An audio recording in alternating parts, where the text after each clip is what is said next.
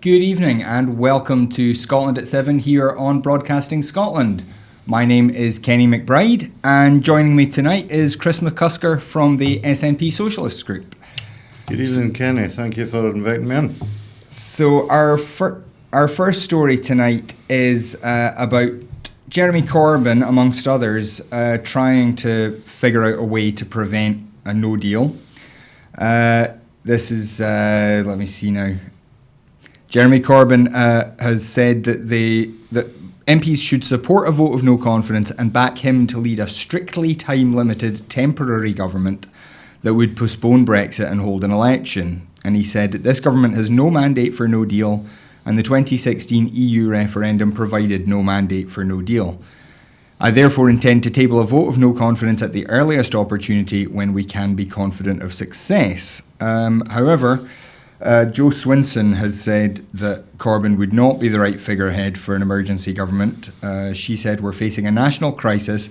We may need an emergency government to resolve it, but if Jeremy Corbyn truly wants that to succeed, surely even he can see he cannot lead it." So Swinson's idea that another senior parliamentarian would be unlikely to be accepted by Corbyn, which seems likely. So once again, the people who at least nominally oppose a no-deal Brexit can't seem to figure out how to prevent it. What do you think the chances are of Jeremy Corbyn, first of all, introducing a no-confidence vote, and secondly, winning it and somehow managing to cobble together an interim government to prevent no deal? I had high hopes of Jeremy Corbyn when he became leader of the Labour Party.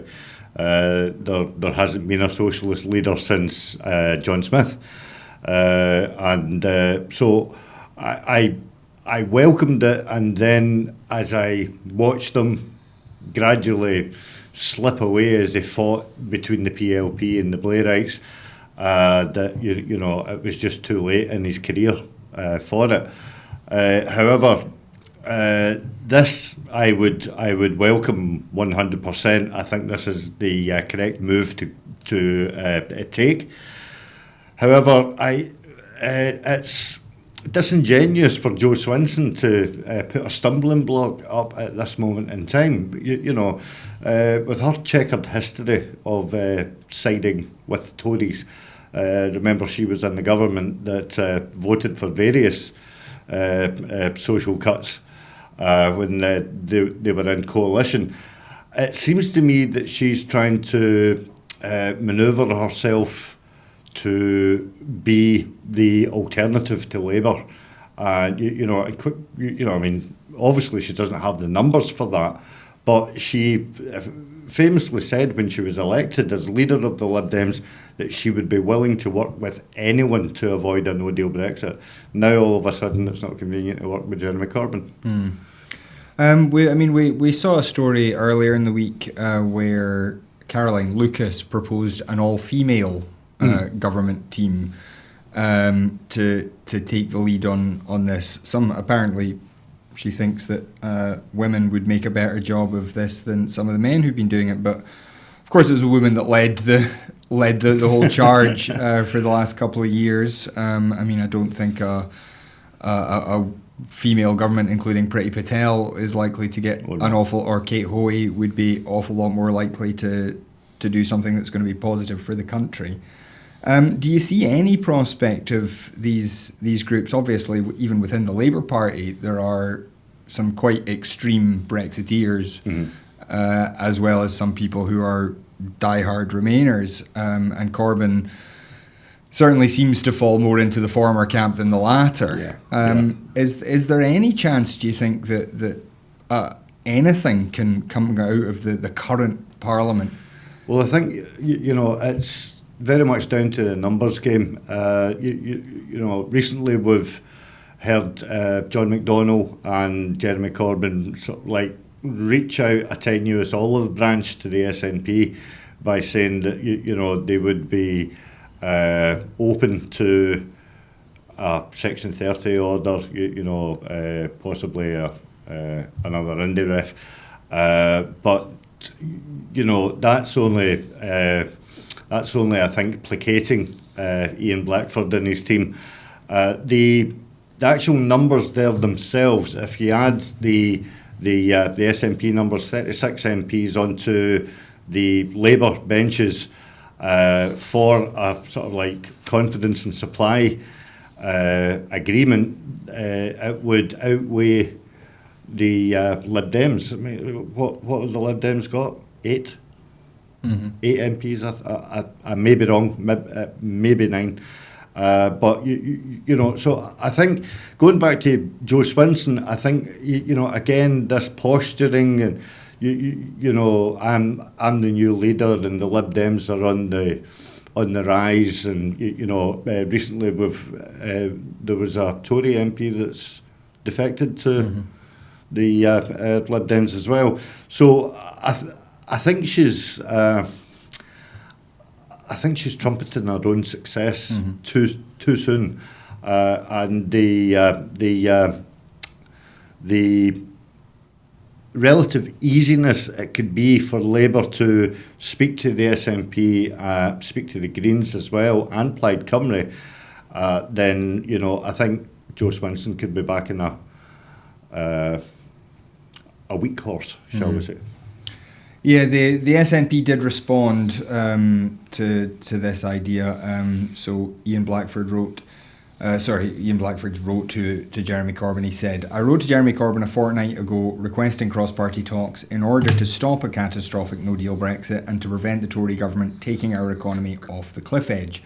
I am pleased to receive his letter today confirming that Labour will now work with the SNP and others collaboratively to stop the UK government. But this means Labour needs to get off the fence on Brexit. I will be pleased to meet with the Labour leader and others at the earliest opportunity to work together. I can also confirm that the SNP stands ready to bring down this Tory government should Labour table a vote of no confidence motion. The SNP will vote against this Prime Minister and his government when the opportunity arises. However, as detailed in my previous letter, we face an urgent threat of a no-deal Brexit with the clock ticking down to the 31st of October. Therefore, we must act immediately and collectively to stop the Prime Minister from dragging us out of the European Union without a deal. This means working together to find cast iron solutions. We need to explore how Parliament can take back control and use all means at our disposal to protect citizens from a damaging no-deal Brexit. I once again urge the Labour leader to work with us in the SNP and others to prevent the greatest act of self-harm to our economy." So, I mean, the SNP, as we know, has tried to lead on this issue pretty much since day one. They've reached out several times to other parties and at times have had different amounts of support. But it does seem here that Ian Blackford is being a wee bit sarcastic, I think, saying, "Oh, well, I'd love to talk, but what are we going to talk about?"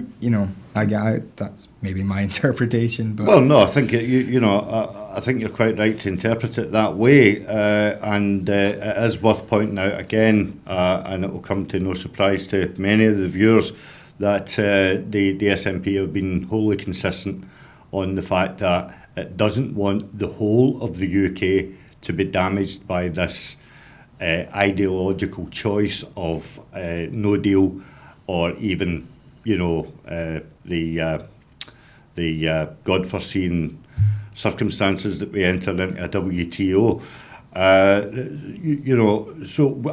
We have tried to work with a lot of like-minded MPs within Westminster on this issue, and you're quite right to point out that with a variance amount of success, it's not been possible thus far. It will be interesting to see how this will play out in the very first day. I think it's the 3rd of September that Parliament goes back. So that would be, it has to be at the forefront of Jeremy Corbyn's mind. He must kick it off as soon as he enters the chamber.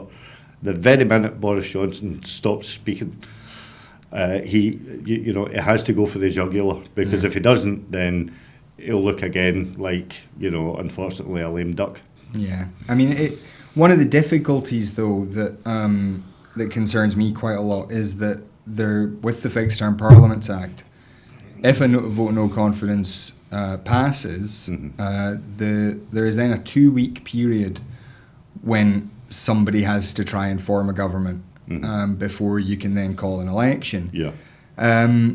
And with this issue, it does seem unlikely that Jeremy Corbyn could command a majority. I mean, there's every likelihood that members of his own party would be unwilling to support him as Prime Minister. Never mind what Joe Swinson has said. But it does also seem like if a no confidence vote passes, then it means that somebody on the Tory side either has abstained or has voted against the government. And it seems unlikely that any Tory would be willing to support a Jeremy Corbyn-led government either.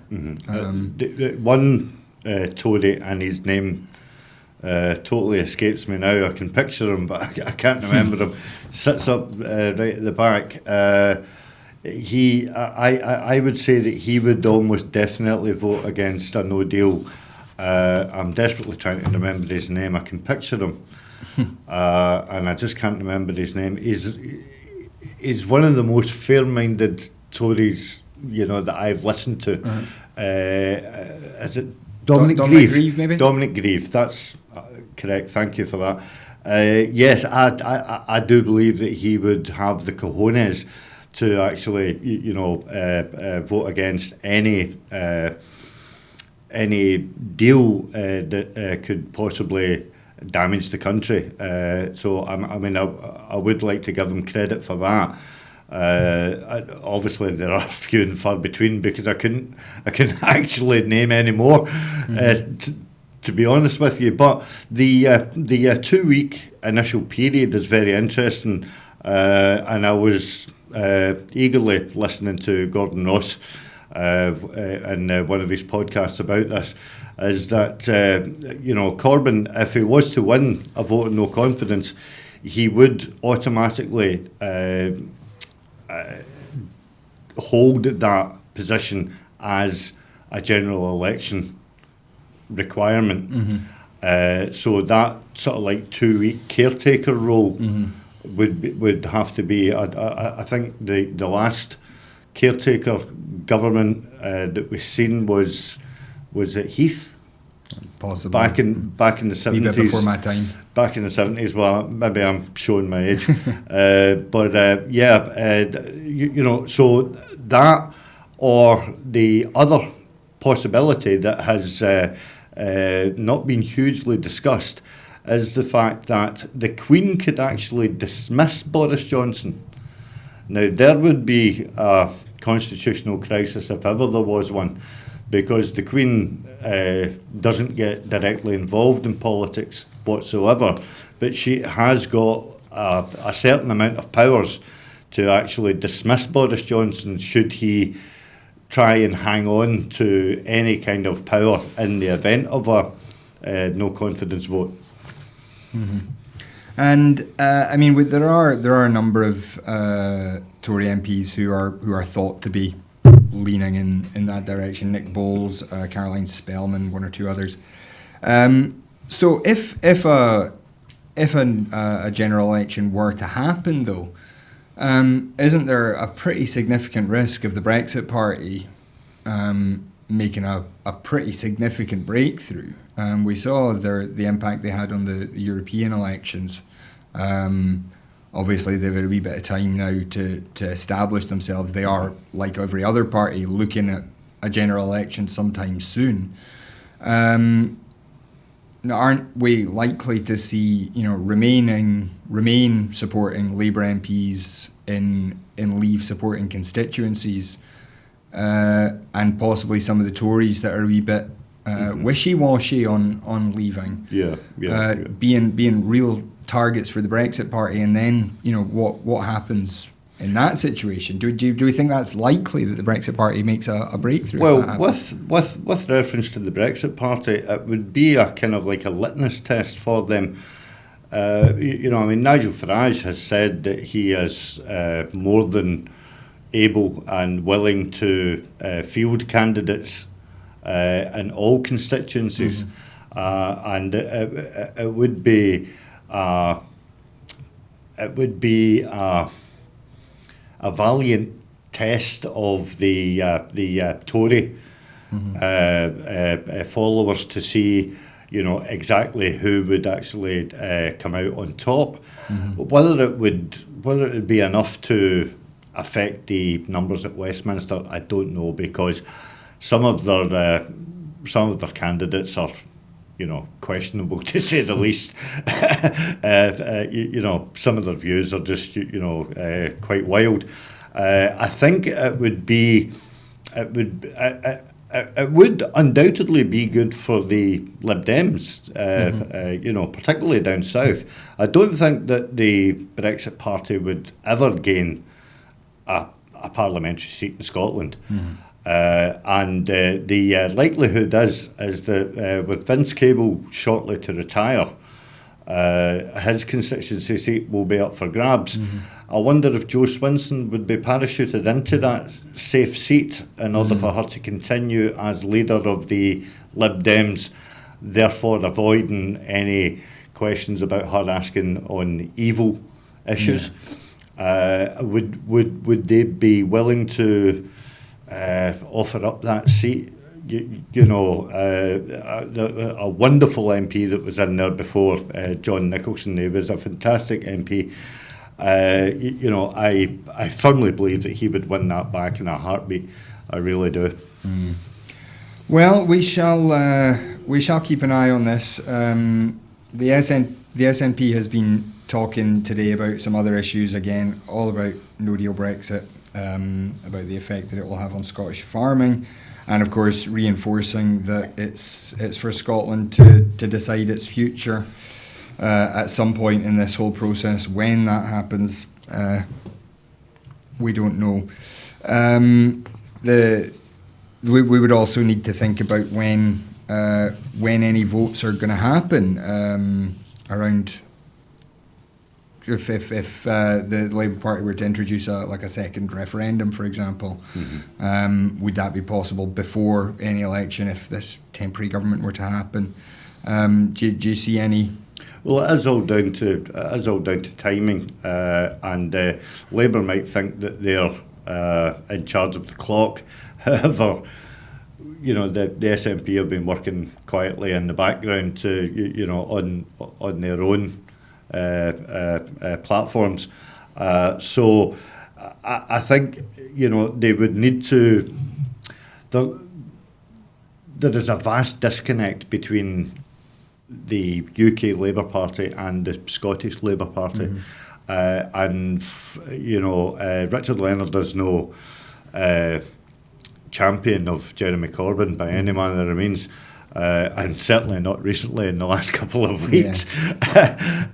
So they would have, and there has been some fairly high-profile people to have left the Scottish Labour Party in the last couple of weeks. So they would need to establish a better working relationship in order to, coalesce around the correct timing for actually a correct timetable, should I say, so that they can place all their bricks, in order, because if they're not placed correctly, they could fall down quite easily.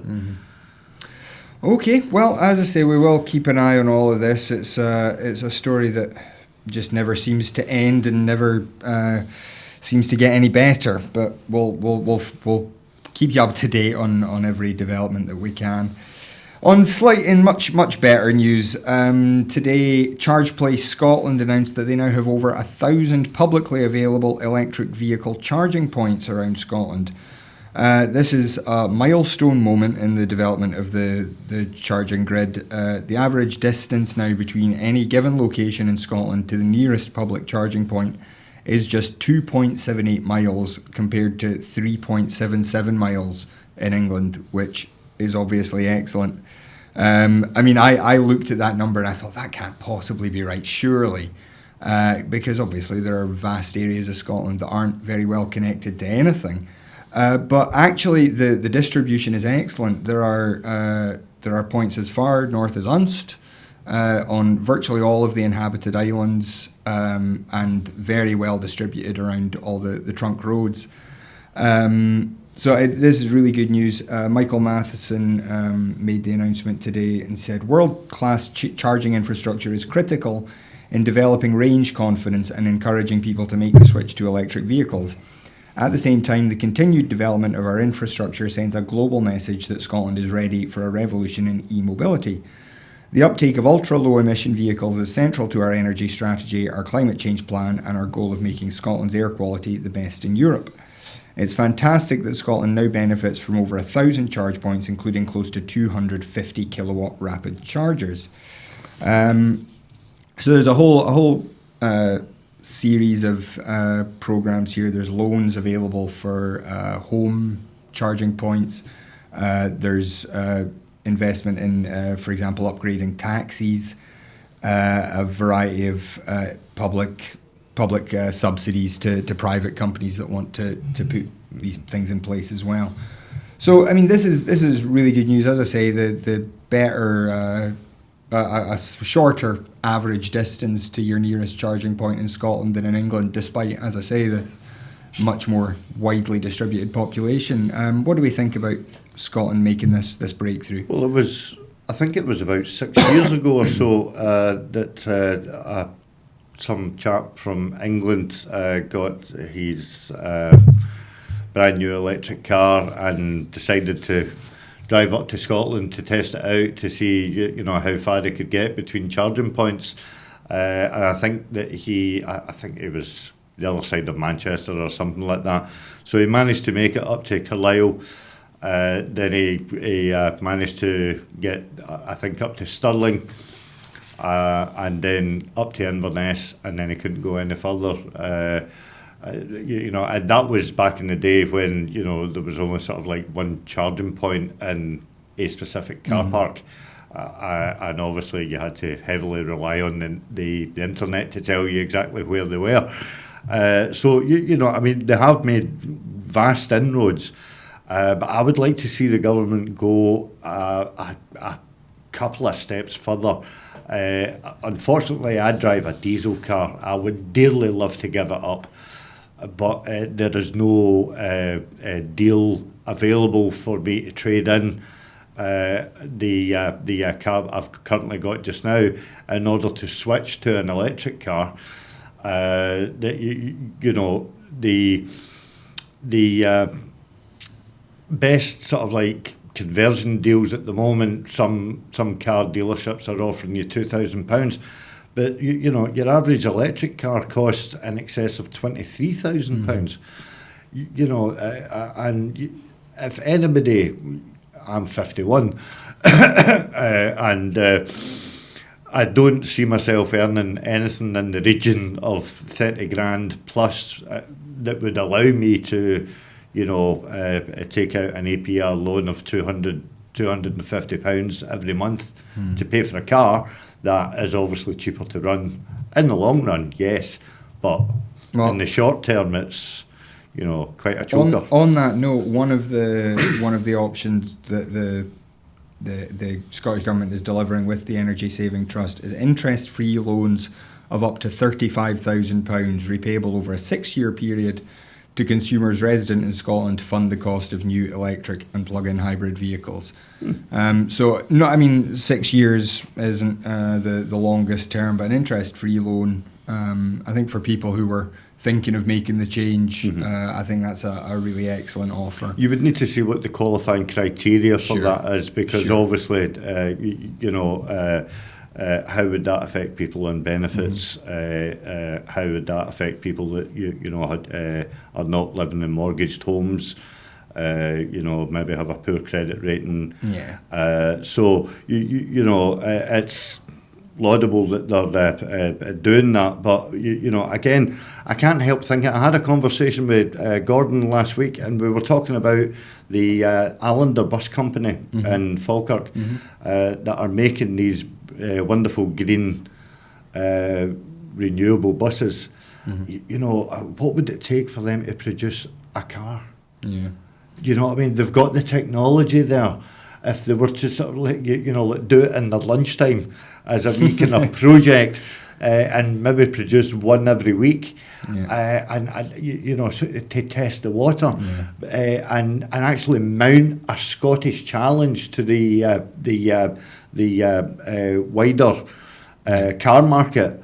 I think it would be an absolute boon for Scotland. I really would.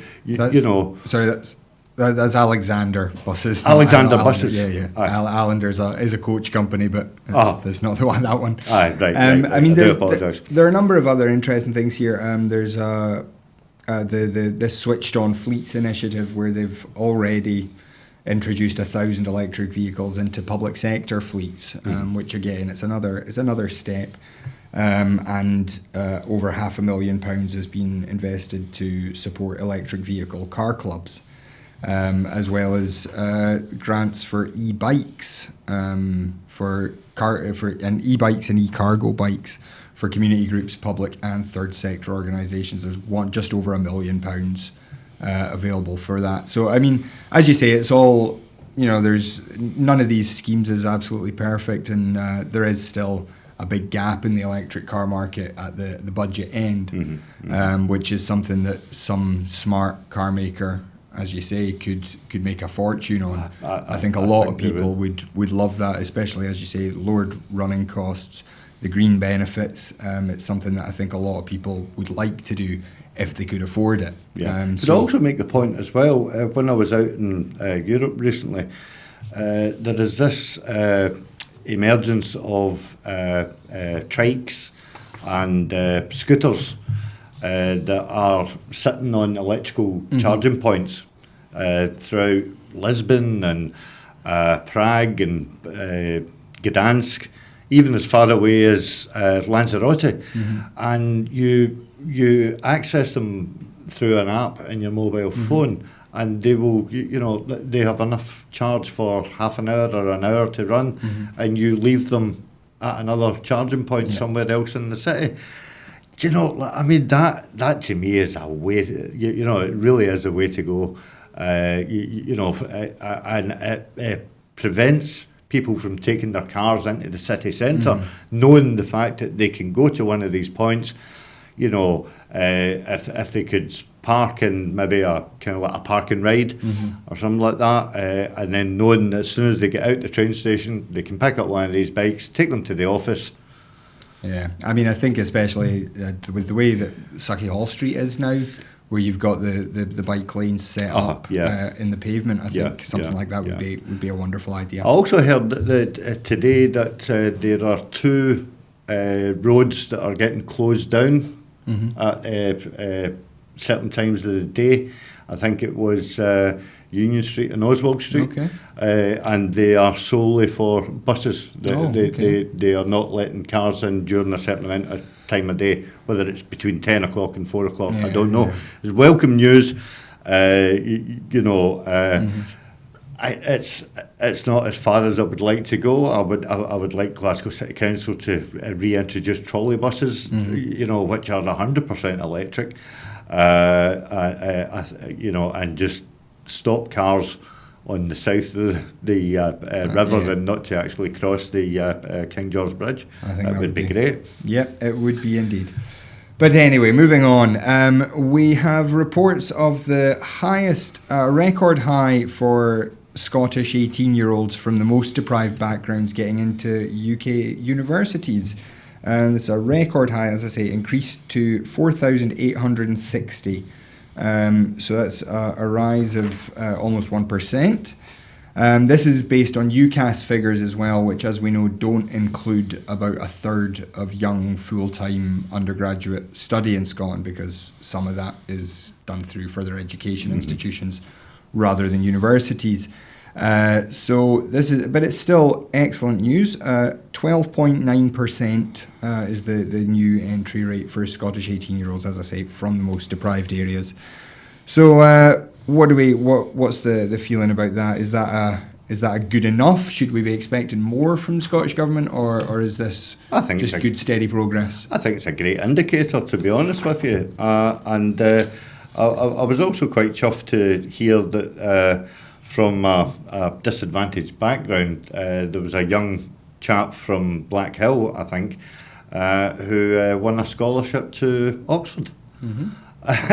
And yet we've got a bad education system. Yeah. So, I think that, education is a work in process. It is coming down. I think the Scottish Government have done far better education-wise than what Labour ever done. Thankfully, the Tories will never be in charge to don't count your chickens about that. Challenge it. I very much doubt. Honestly, if I see a Labour government controlling Scotland, a Tory government controlling Scotland, I think I'll just take myself out of my bag and shoot myself. Well, speaking of dying, unfortunately, drug poisoning deaths in England and Wales are at a record high. Of course, we had the results about Scotland having similar problems quite recently. But deaths involving opiates have increased to their highest ever level, accounting to more than half of the 4,359 drug deaths in England and Wales last year. There was also a spike in deaths caused by cocaine and new psychoactive substances, or what a lot of people refer to as legal highs, and from ecstasy. Unsurprisingly for England, 2/3 of the deaths were related to drug misuse, which is a stark north-south divide. The northeast had a far higher rate of such deaths than any other region. London had the lowest rate at 34.9 deaths per million, compared with 96.3 deaths per million in the northeast. This has been a continuous rise for around the last 10 years. So, obviously, really tragic news. What do we make of these figures of increasing drug deaths across the UK? I have to echo the fact that it's very, very sad and tragic news. However, I'm a bit sceptical as to why these findings have come out 2 weeks after the mainstream media slated Scotland as being the epitome of the drug epidemic within Europe, and yet, as I say, it's 2 weeks on. We find that their own drug deaths rate is not as cheerful as what they would like to be, if I could use the word cheerful in the same sentence as death. So that's just a sceptic in me. Obviously it is tragic, but it does raise the question of a wider call for a clear policy for any government to attack and to bring in some radical changes to how they approach drug misuse and obviously drug rehabilitation as well, because the drug misuse and drug rehabilitation, if you look at Lisbon for argument's sake, their approach to drug misuse, some of that actually comes from a rehabilitation prospectus, where they don't denigrate their drug users. They try and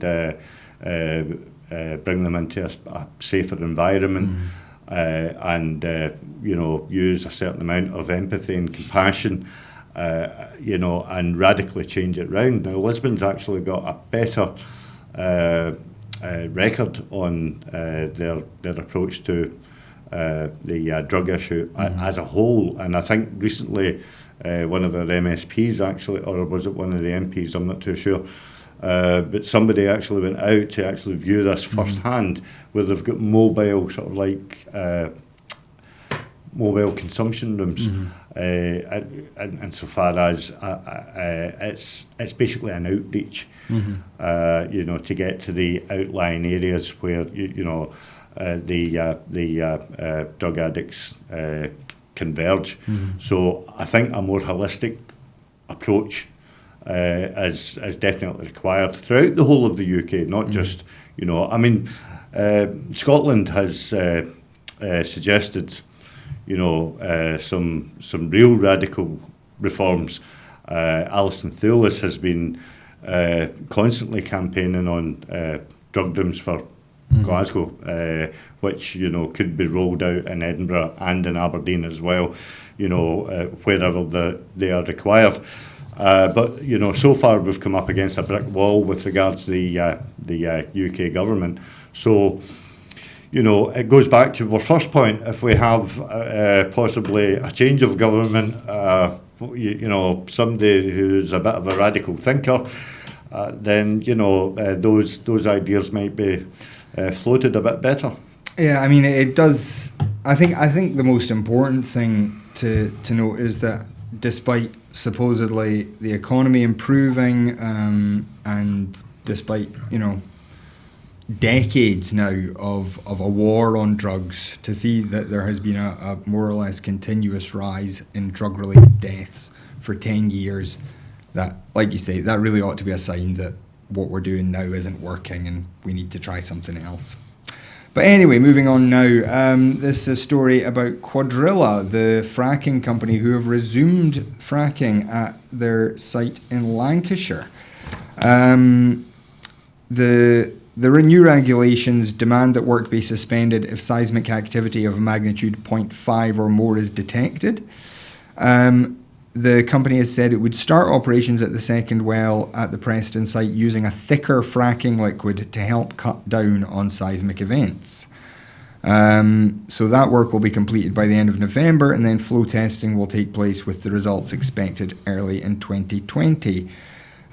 So yeah, this is obviously there were concerns over some of these sites after there were some small earthquakes in the area, but it does now seem to be back on track. While of course there is an effective moratorium, an effective ban on fracking in Scotland. Is this good news for industry in the northeast and northwest of England, or is this bad news for the environment? Bad news for? I personally take the view that it's bad news all round.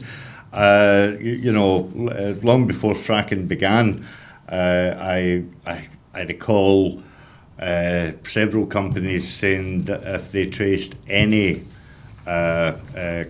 tremor, then they would cease automatically. They would just stop. And this has proven not to be the case, and quite an awful lot of high-level MPs have got their finger in the fracking pie, and it just smacks of double standards as far as I'm concerned. The biggest one, funnily enough, we were talking about it earlier, is Joe Swinson. Joe Swinson allegedly received a donation from a fracking boss who holds about 20% of the licences within England, and yet she is firmly opposed to fracking. I honestly don't see why we should rupture the ground in order to create a new industry that is really, really not required. The level of research done into the fracking exploits in the American Midwest is just horrendous. And again, people will refer to the Ons water stories and subsidence in their properties, but again, it begs the question, and thankfully the Scottish Government have put a moratorium on it, because, you wouldn't want fracking in your back garden, metaphorically speaking. If it was within any council area, you would be rightly aggrieved and wonder if you're driving, will your car suddenly just collapse? Because there's been a movement half an hour before you actually cross that road. So, I personally don't think that we should be doing any more damage to the environment.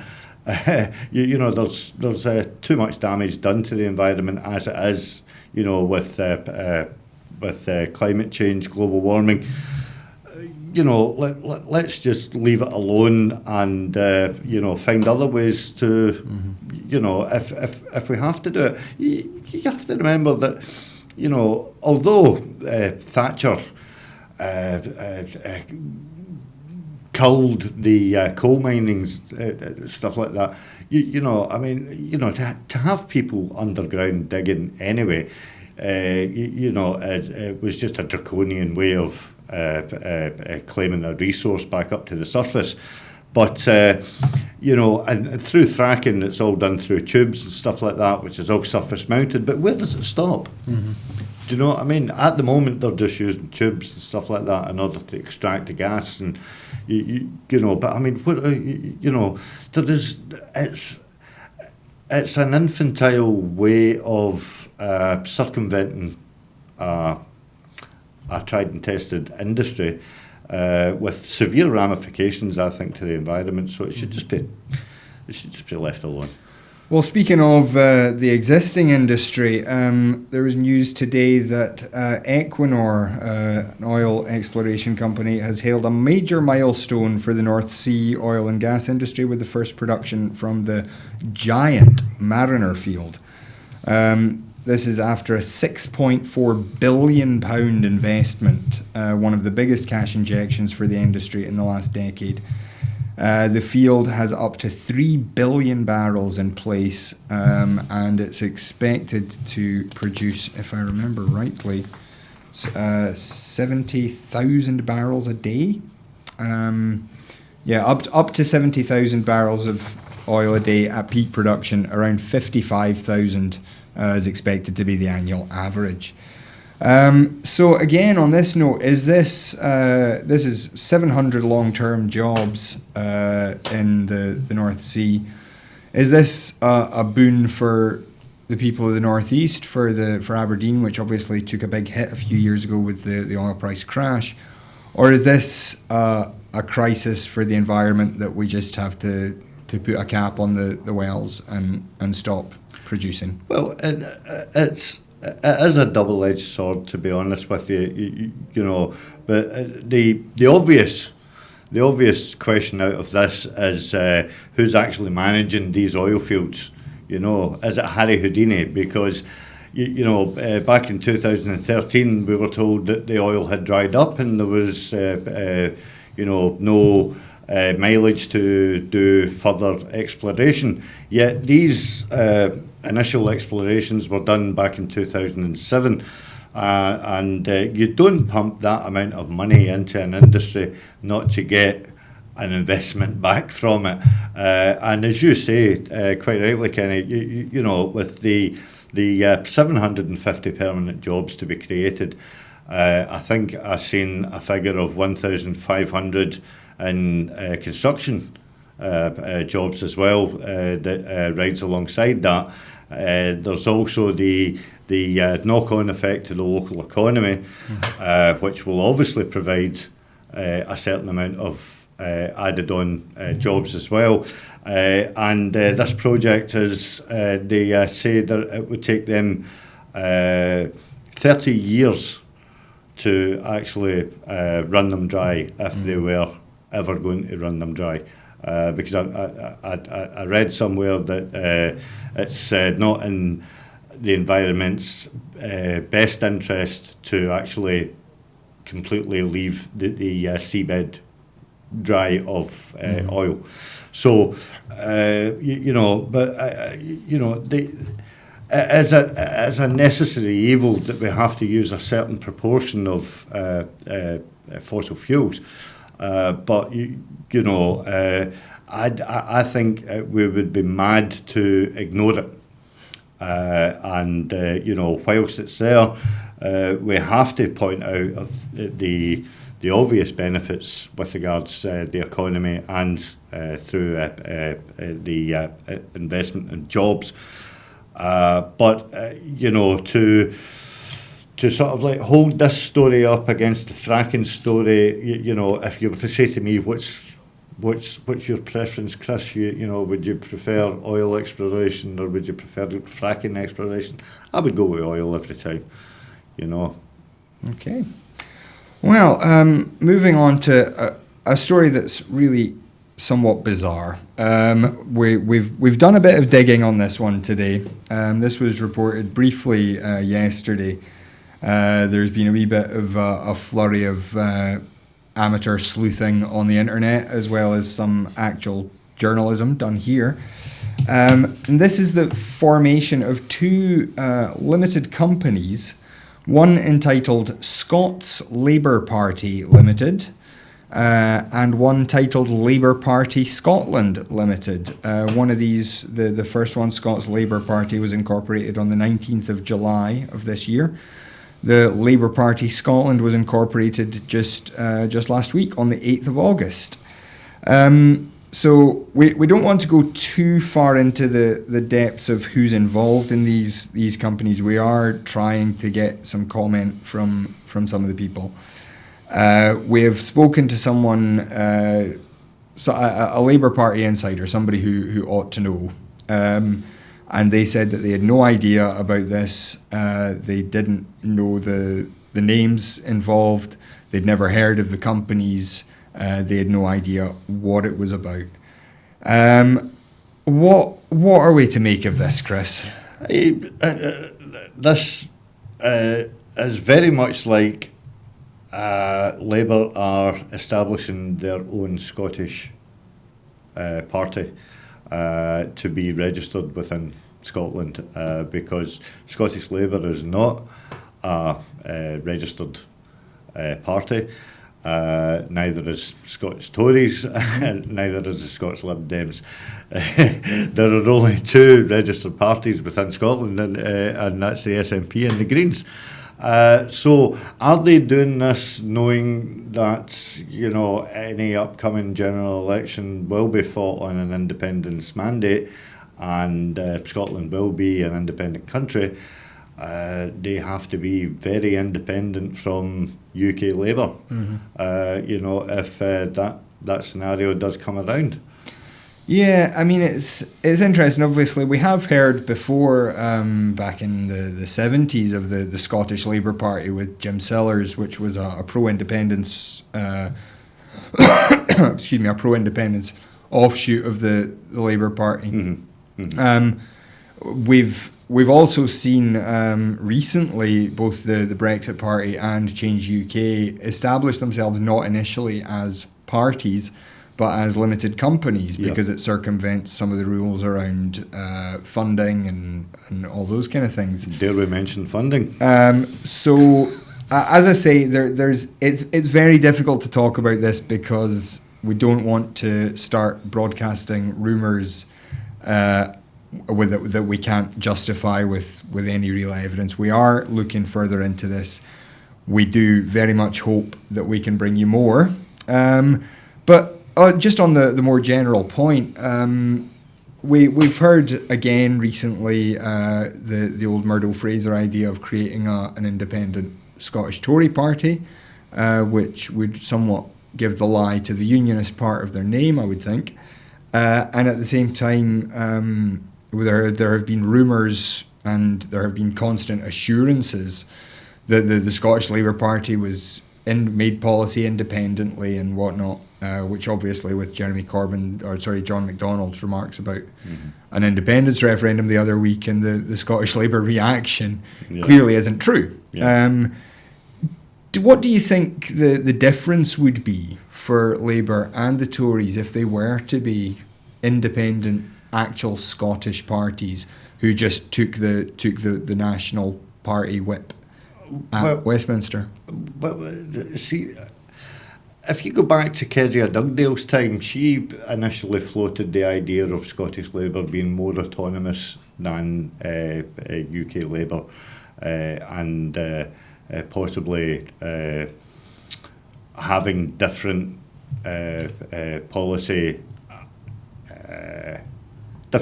agenda as opposed to what would work for Labour England, if we can put it like that. So she didn't find much mileage in that at all. There was no real support within the Labour MSPs to do that, and it was a valiant attempt, I think. But she eventually dropped it, and subsequently, obviously, gave up her leadership. And we've now got Richard Leonard. The Murdo Fraser side of things, if I can speak about that for just a second, this has re-emerged. Murdo's always been talking about this off and on for the last couple of years, and it would be interesting to see what the support for that is that allows him to keep this on the back burner. And any momentum that, dare I use that word momentum in Scottish Labour at the same sentence, but any momentum that Scottish Labour could find for the support of an independent Scottish Labour Party, again, that would be interesting to see as well, because looking along the benches, most notably Neil Findlay, has now decided to hang his hat up, and he is no longer an MSP, I believe. I must have missed that story. And he is an ardent socialist, and quite clearly he has had enough of Scottish Labour. So it would be very, very interesting to see how it goes. There was a hashtag trending earlier on in the week, and it was James Kelly for leader. Mm-hmm. Excuse me. That's an interesting choice. I think that would have an interesting effect on Scottish Labour to have that sort of intellectual powerhouse. Can you imagine? The gift that Labour could bring to the SNP and to the Greens, of James Kelly being the leader, and then if Ruth found out that the Scottish Conservatives are no longer going to be the Scottish Conservatives and Unionist Party, and she maybe rides off into the sunset to look after her newly born child, and lo and behold, we get Jackson Carlow. Oh, the gift keeps on giving. It's at this stage, quite honestly, in Scottish and British politics, it's hard to rule out anything at all. We will, as I say, keep looking into this story, and as soon as we have something, we will report it first here on Broadcasting Scotland. It is all hearsay and conjecture, as you say. Yes, it's a weird one, but as I say, we will keep looking into it. So, just a couple of slightly more cheerful stories. The Perthshire politicians John Swinney MSP, Rosanna Cunningham MSP and Pete Wishart MP have joined forces to back a bid for the Stone of Destiny to return to the region as part of a multi-million-pound redevelopment of Perth City Hall. The Commissioners for the Safeguarding of the Regalia are seeking public views regarding the future of the stone in August and September. They'll consider a bid from Perth and Kinross Council for the stone to form the centrepiece of Perth City Hall, which is to undergo a programme of extensive refurbishment. The consultation, which is due to run for 6 weeks, will also consider a bid to keep the stone at Edinburgh Castle. Now, do you have any strong feelings about where the stone should be located? I personally think it should be located in Scone Palace, where it actually lies, I believe, because the one that was originally appropriated from Westminster back in the 70s was not the one that was returned back to Westminster, I do believe. Allegedly. Yes. I do believe that we were canny enough to send a dummy replica down. So they think that they've got the stone, to be honest with you. I think, back in history, I seem to believe that there was a hill in Scone Palace where the Scots Kings were crowned upon, which where the stone sat, and legend has it that they always carried soil with them so that they could fill their boots with the soil from their own village, so that they could always be, standing on their own soil. Wow. I've never heard that story before. This is according to Billy Connolly, so I don't really know. He would know, obviously. I don't really know if it's true, but I would honestly, if my personal preference would be for it to rest in Scone. And I mean, Scone Palace is a fantastic attraction anyway, and I wouldn't want it to end up in Edinburgh. Edinburgh's too commercial as it is.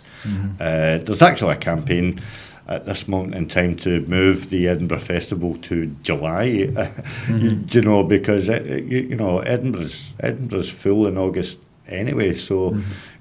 If you were to add another attraction to Edinburgh, it would be madness. Yeah. I think. One of the points that Pete Wishart makes is that Perth obviously is within reach of Aberdeen, Dundee, Glasgow, Edinburgh, all roughly equidistantly. Yeah. So it is the heart of the country. It's pretty much right in the middle of Scotland. But yeah, I personally agree with you. I think it's the Stone of Scone, and that's where it belongs. So on another, just our final wee story here, the Culture Secretary Fiona Hislop will celebrate Scotland's musical heritage when she serves as chieftain at the World Pipe Band Championships, which are just about to come up. 2-day event on Glasgow Green will showcase a number of young people taking up the pipes and drums, with up to 30% of the 8,000 competitors under the age of 25. So I mean, this has been a growing event. It's now a really huge event. We've got bands coming in from all over the world. What do you make of it? Are you a fan of the pipes? Every time you hear the pipes, I defy anybody's skin not to rise at the back of their necks and stuff like that. As soon as you hear the drone of the pipes, it's wonderful, wonderful tunes. And I think again, if I could use the word exploit, I would laud anything to exploit the tourism that would surround such an event, obviously it brings in much needed revenue. And as you quite rightly point out, there are what did you say, 8,000 people coming from around the world in order to converge in Scotland. Let's hope that the weather holds out as well. That would be really good for them. But there are many places all over the world that have got a connection to Scotland through the bagpipes, and worth mentioning. I have to get this cheeky wee bit in, but it was the English that actually outlawed the pipes, back in the day, and it was a treasonable offence to actually be playing them, let alone listening to them. So anything to preserve our heritage, I would gladly welcome. And as I say, the added bonus to the tourism industry as well is to be welcomed. Also, the actual manufacturing of bagpipes itself used to be done on crofts, and it's a fine art to actually turn a pipe. I mean, nowadays you've got the added advantage that you can do it on a lathe, but back in the day, what a wonderful piece of craftsmanship the actual pipe is itself. So what's like us, do you know what I mean? Well, we do send a very warm welcome to all the people, that all these 8,000 people visiting us, and a very best luck to the competitors We hope you'll perform your best, and I'm sure we look forward to hearing you practicing in every car park around the town for the next few days. That does bring us to the end of the show. I would remind you, as always, that producing TV programmes is an expensive business. To allow us to continue to keep making Scotland at 7, the full Scottish on Sunday, and all the other programmes that we want to make, we do need more money. And frankly, that comes down to you, the viewers. Your £5 a month makes a huge difference. It's what lets us just keep the lights on here. So please do sign up on our website. That's www.broadcastingscotland.scot/register. You can also donate on the website. If you don't want to subscribe or you can't afford to subscribe, you can just donate a few quid when you can. But that's us. That's all our time for today. Thank you very much again to Chris McCusker for joining us. And as I say, that's all. We'll be back on Sunday with the full Scottish. But in the meantime, that's all from Broadcasting Scotland here. Thanks very much for joining us.